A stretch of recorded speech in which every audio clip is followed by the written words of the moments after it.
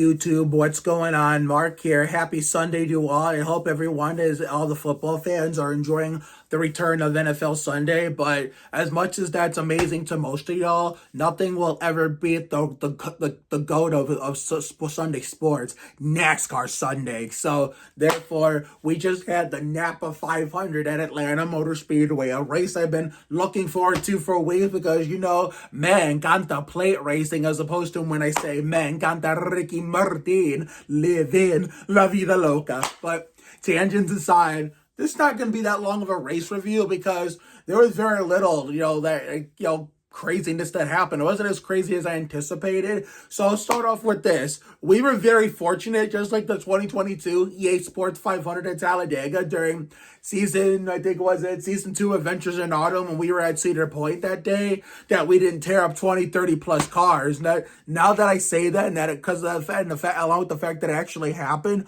watch it actually happen during this year's EA Sports 500 at Talladega, where a shitload of cars get torn to hell, and we have like a stupid winner in terms of someone who's not in the chase, someone who got eliminated in this round because Talladega is the next round, or someone that usually doesn't run up front each and every week, that is normally running middle to the back, and then all of a sudden, since it's a plate track, they have a shot that's the only shot they have at winning, and they go pull a win out of their asses, and then randomly to waste a spot in the Winston All-Star race the next season. So therefore, so Logano, considering he was dog shit in the beginning of the season until that 5 overtime shit show at Nashville, is finally showing up when it matters most. So it's an even numbered year. So therefore, don't count him out yet.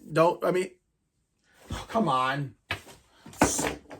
Damn it.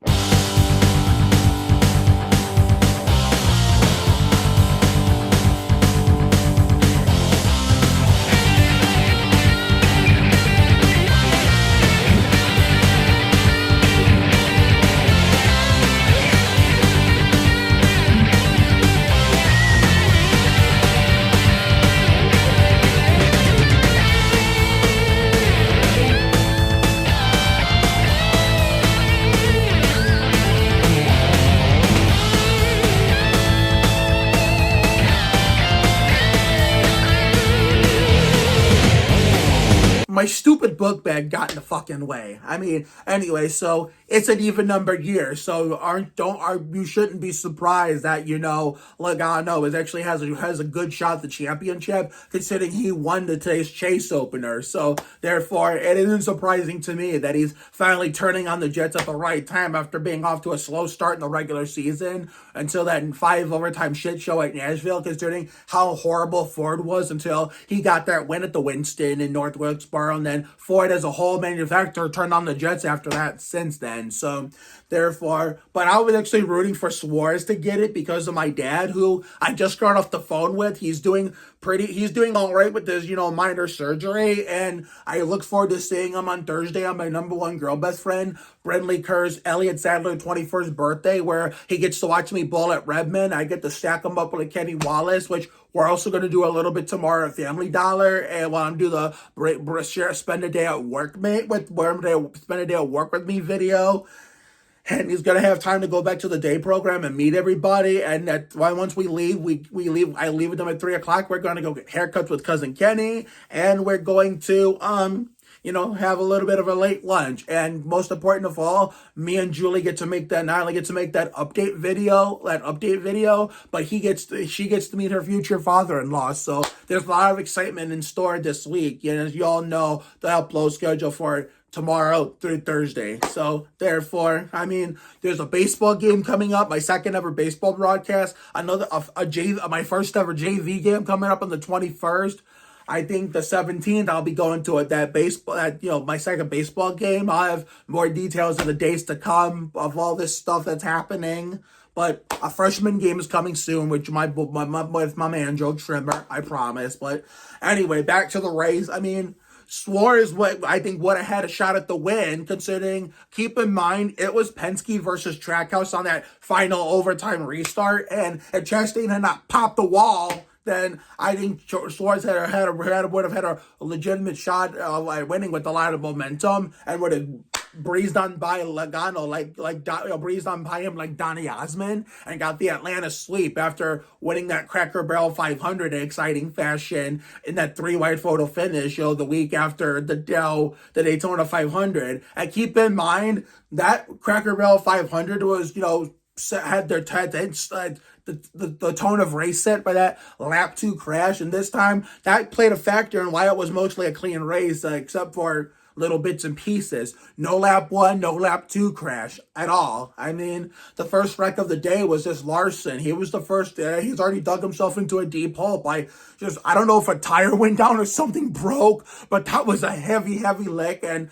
poor Chase Briscoe is in the wrong place at the wrong time. And as someone who's friends with his wife, that kind of worries me about his chances at making the round of 12, considering how deep he made it in 2022, considering just like Austin in 2016 in the Live and La Vida Lab Rats there after the EA Sports 500 during that depressing weekend that La Vida Lab Rats went away as a whole franchise the night before. Just like Austin in 2016 with the round of 8, Briscoe, except this I don't think was a tiebreaker, Briscoe missed making the championship 4 by that much in 2022. So that kind of worries me for him, like how he was caught up in Larson's bullshit today. It was just out of Larson's making, out of his doing. So he's pretty good at road courses, just like his predecessor in that 42 Ganassi car back when Chip Ganassi was there, Montoya was. So I'm going to have a Watkins Glen preview on Friday.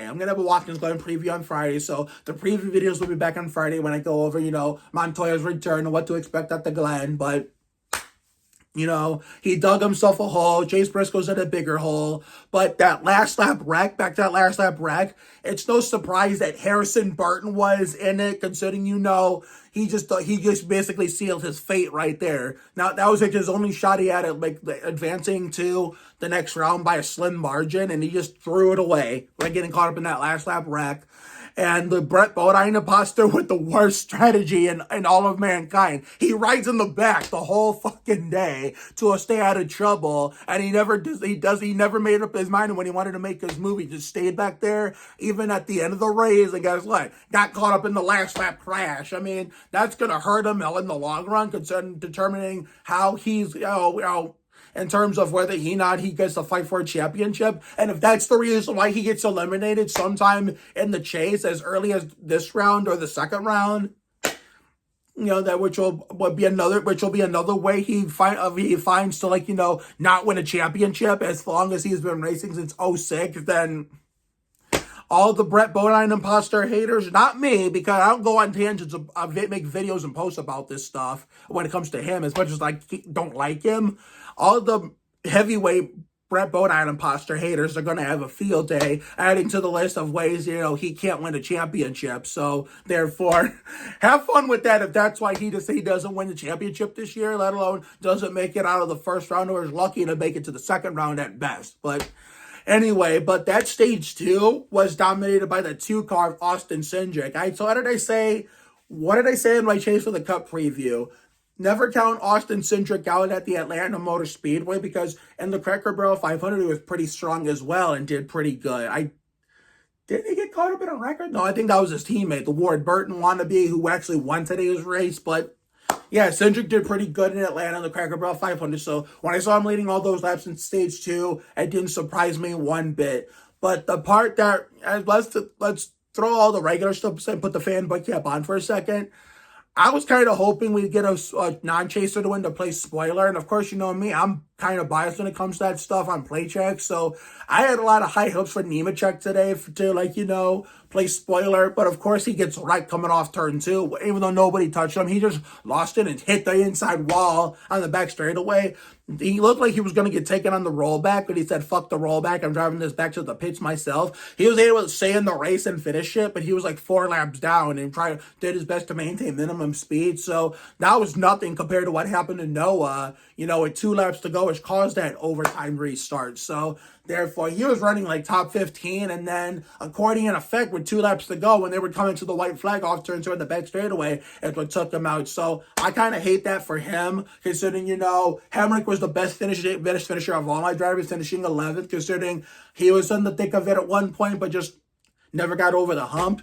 But Hemrick, Zane Smith, Gregson, Nemechek and Dylan's, next best shot at winning a Winston Cup race and playing spoiler as a non-chaser is the EA Sports 500. But somebody on TikTok mentioned that even though there's a championship race and even if this actually happens and comes true, it's not going to matter. Well, someone on my TikTok page said Nemechek has a good shot at surprise at Phoenix, and considering that the Petties have always been really good there, no matter if it's Petty Enterprises, Petty GMS, Richard Petty Motorsports, or this Legacy Motor Club, which I fucking hate that name. So it wouldn't be surprising if Nemechek did good there. And guess what? I'll end this off like this.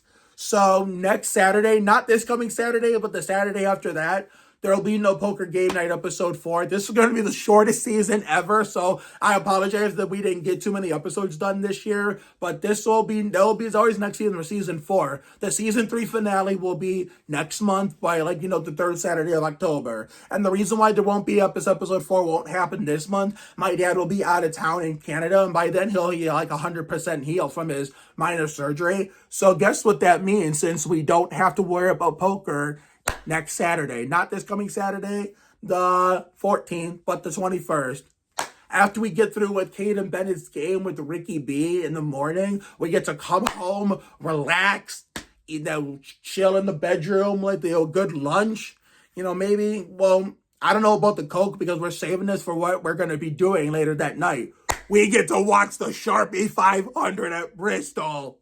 Yes. You know why? Because that's the first time since the COVID year in 2020 that I get to watch it. Considering in 2021, I was going to, but Maddie Hudak's birthday party happened when she invited me out of the blue.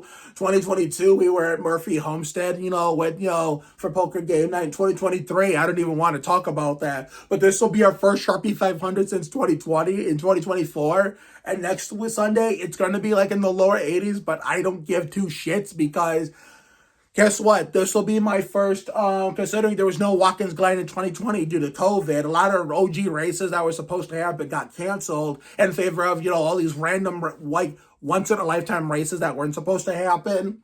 2021, I was going to watch it, but then I ended up falling back asleep after breakfast with my grandparents, and I slept through the whole thing. 2022, I was going to watch that one too, but I slept through most of that one. The race wasn't even over yet by the time I woke up, but it was too late, so I had no time to watch it. That was going to be Isabella Pappas' birthday race for her Tony Stewart 20th birthday. Amy Madden / Havoc / Billy Badass on Disney Channel Villains of Valley View. Because the only reason why I was going to watch that race originally was because it was a yucky day all day that day from start to finish where it just rained all day. 2023 don't talk about, but this will be my first Watkins Glen race that I watched on TV since 2019. So this is going to be fun, and we have the return of my ex-favorite NASCAR driver from he was in the 42 Target Chevrolet for Ganassi before Larson, Juan Pablo Montoya. So I have all week to find my old JPM shirts and try to see if any of them will fit me. One of them will fit me, and whichever one I pick to wear, if I find it, then I'm gonna put it on and wear it and wear a John Hunter Nemechek hat to. My John Hunter Nemechek hat, I should say, to do double 42, and we're gonna see if my girlfriend could come over this Sunday so she can get a history lesson on who my favorite driver used to be when I was in high school. Lived in Brook Park in the Sandhurst house before I moved here to Ridgeville, and went fully on board the Dillon train with Austin, Ty, and then later the rest of them: Nemechek, Gregson, Hemrick, Zane Smith. All those other people. So it's going to be a fun upcoming week going into the week after that. So have a good night tonight and a better day tomorrow. Take care, everyone. Good night. Congratulations once again to Joey Logano, a.k.a. the false Ward Burton, on winning today's NAPA 500 at Atlanta Motor Speedway. And I will see you all tomorrow for the Spend a Day at Work With Me video when we go to Family Dollar to stack it up like Kenny Wallace. So next week, we go to Watkins Glen for the Sirius at the Glen and the return of Juan Pablo. So, see you later, everyone. Oh my God, I forgot. Almost forgot, I should say. Keyword almost. Anyway, so one more thing I want to address. Actually, two more things.